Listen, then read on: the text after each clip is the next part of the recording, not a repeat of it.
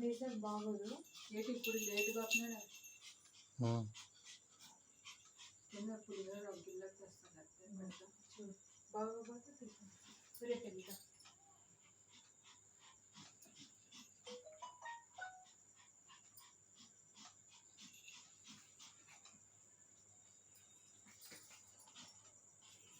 Number పెట్టుంటే చూడు.